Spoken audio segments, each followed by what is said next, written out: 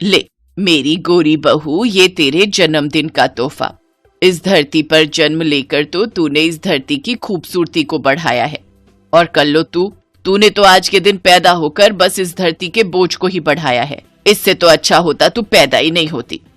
Thank you सासू माँ, लेकिन अगर मेरी बड़ी बहन उर्फ जेठानी जी यानी कि ये सिमरन मेरी बर्थडे पार्टी में खड़ी रहेंगी तो ना तो मैं ये केक काटूंगी और ना ही मैं अपना बर्थडे सेलिब्रेट करूंगी।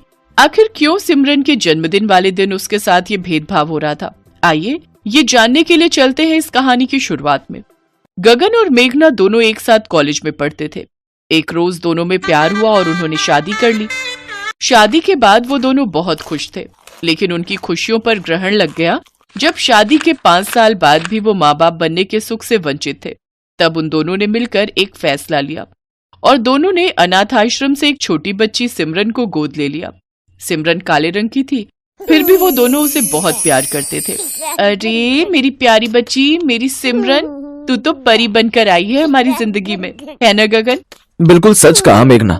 मुझे तो लगा था मैं कभी माँ ही नहीं बन पाऊंगी, लेकिन इसने तो मुझे माँ बनाकर मेरी अधूरी जिंदगी को पूरा कर दिया। वो ये कह रही थी कि तभी उसे उल्टी आती है और वो सिमरन को अपने पति के पास देकर बाथरूम में जाकर उल्टी करने लगती है। उसकी तबीयत खराब देख गगन उसे डॉक्टर के पास ले जाता है, जहाँ उन्हें पता चलता है कि मेघना माँ बनने वाली है। ये सुनकर दोनों बहुत खुश हो जाते हैं। ये सब मेरी इस नन्ही परी के शुभ कदम पड़ने के कारण ही हुआ है। अब गगन मेघना का खूब ध्यान रखता। ऐसे ही समय बीतता है। जिस दिन सिमरन 1 साल की हो जाती है और उसका पहला बर्थडे होता है, उसी दिन मेघना एक सुंदर सी गोरी लड़की को जन्म देती है। कुछ दिन बाद जब मेघना अस्पताल से अपनी गोरी बेटी को लेकर लौटती है तो वो अपनी दोनों बेटियों का बर्थडे मनाती है। पार्टी में आई एक औरत मेघना से कहती है, तुम्हारी दोनों बेटियों में तो जमीन आसमान का फर्क है मेघना। एक इतनी काली तो दूसरी इतनी गोरी। पता नहीं इन दोनों में बन भी पाएगी या नहीं। हमारे लिए तो ये दोनों ही बराबर हैं और हम इन्हें ऐसी शिक्षा देंगे कि इनके बीच कभी लड़ाई नहीं होगी। ऐसे ही वक्त बीतता है। दोनों बहनों में एक दूसरे के लिए काफी प्यार होता है। अगर कभी कोई स्कूल में सिमरन को उसके काले रंग के लिए चिढ़ाता तो छोटी बहन किंजल उन्हें मुंह तोड़ जवाब देती, मुंह तोड़ दूंगी तुम सबका अगर तुमने मेरी दीदी को चिढ़ाया तो। छोड़ ना किंजल, जब मुझे बुरा नहीं लग रहा तो तू क्यों बुरा मान रही है? क्योंकि तुम मेरी बहन हो। ऐसे ही समय बीता और दोनों बहनों में प्यार बढ़ता गया। अब दोनों बड़ी हो गई।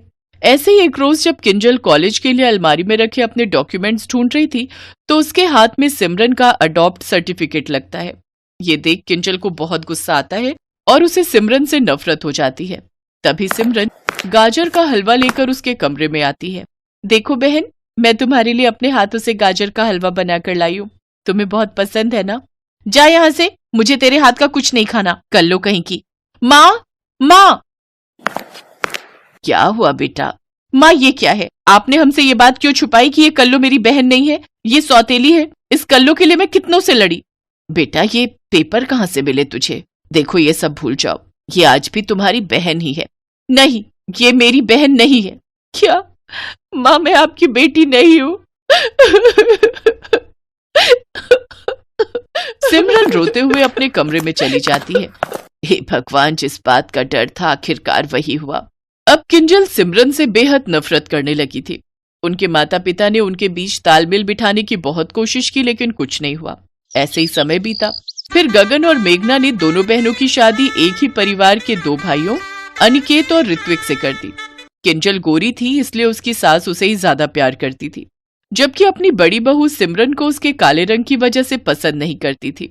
ये ले किंजल बहू, ये सोने का नेकलेस तेरी मुंह दिखाई का शगुन। और तू काली बहू, तू ये 500 रुपए रख। वो क्या है ना, तेरे रंग पर क्या खिलेगा क्या नहीं मुझे कुछ समझ नहीं आया, इसलिए तू ये 500 रुपए शगुन रख और अपनी शक्ल के हिसाब से मंगल बाजार से कोई सूट ले लियो। माँ जी, इस खल्लो के लिए तो ये भी बहुत है। एक अनाथ को इतना मिल गया वही काफी है। अनाथ? लेकिन तेरी माँ ने तो हमें कुछ नहीं बताया।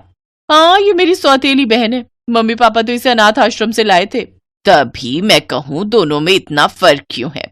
ऐसे ही कुछ दिन बीतते हैं। फिर कुछ दिन बाद दोनों बहुओं का अपने ससुराल में पहला बर्थडे आ जाता है। जहाँ सब घर वाले गोरी बहू को जन्मदिन की बधाइयां और गिफ्ट देते हैं, तो वही काली बहू को उसकी सास विश तक भी नहीं करती। ले मेरी गोरी बहू, ये तेरे जन्मदिन का तोहफा। इस धरती पर जन्म लेकर तो तूने इस पृथ्वी की खूबसूरती को बढ़ाया है, और कल्लो तूने तो आज के दिन पैदा होकर बस इस धरती के बोझ को ही बढ़ाया है। इससे तो अच्छा होता तू पैदा ही नहीं होती। सासू माँ, अगर मेरी बड़ी बहन और जेठानी जी यानी कि सिमरन मेरी बर्थडे पार्टी में खड़ी रहेगी तो ना तो मैं केक काटूंगी और ना ही मैं अपना बर्थडे सेलिब्रेट करूंगी। अपनी छोटी बहन और सास की बात सुनकर सिमरन रोते हुए कमरे में चली जाती है। फिर कुछ देर बाद किसी को इस बात से कोई फर्क नहीं पड़ता कि आज मेरा भी ससुराल में पहला जन्मदिन है। खैर, आज मैंने किंजल के लिए अपने हाथों से गाजर का हलवा बनाया है। उसे बहुत पसंद है ना। वो हर जन्मदिन पर मुझे अपनी पसंद का गाजर का हलवा बनाने के लिए कहती थी। कुछ देर बाद सिमरन गाजर का हलवा बनाकर अपने पति अनिकेत के हाथ में देते हुए कहती है, आप ये हलवा ले जाकर किंजल को दे दीजिए। उसे मेरे हाथ का हलवा बहुत पसंद है।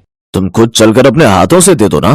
नहीं, मैं उसका जन्मदिन खराब नहीं करना चाहती। तुम्हारा भी तो जन्मदिन है ना। चलो बाहर, सब हॉल में।